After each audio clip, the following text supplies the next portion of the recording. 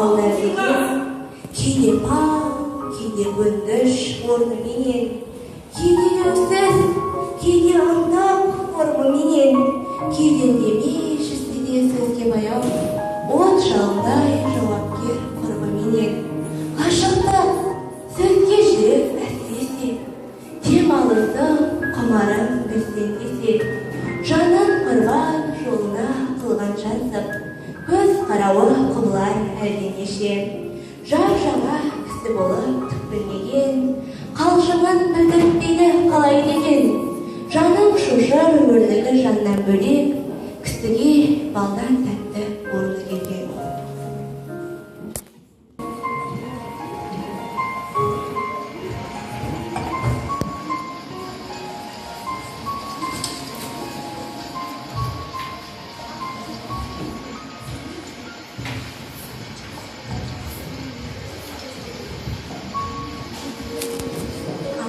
Жоқ, қайттым білдім, япырмау, қайтып айтамын, қоймады күйдірмей, не салсаң да тартамын, талапсыз, бақсыз мен сорлы, қорлыққа көндім бұл құрлы, байқалар әлім бұл хаттан, әлімше менде ұялым, білдірмен дедім, өлсем де, шынар ем, күйіп мен жаным.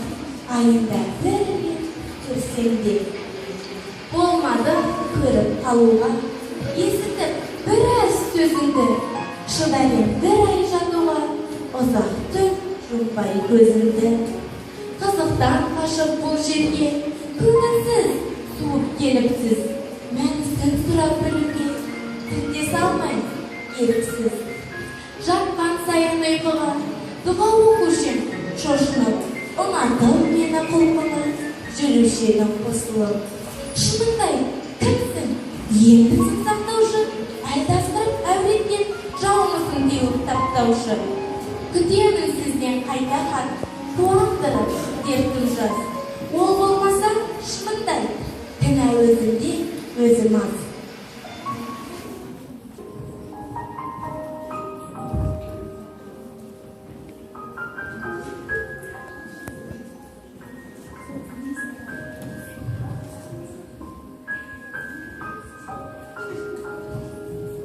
Ханымнан жасырмаған сөзім бәрін, кірі жоқ, кіршігі жоқ мағыналарын, жасырмай жастықпенен алғыштықпен, айтып да шын жоқтығын бәрін кәрін.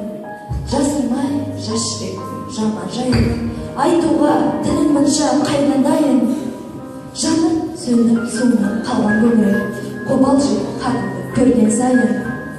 Қалмаған әлемнің ешбір бағы, өтіп кеткен жүректің отты шағы, мінсіз тілмен сөзіңді жазып сыңап, ұнатпай жері бар сүйсе дағы.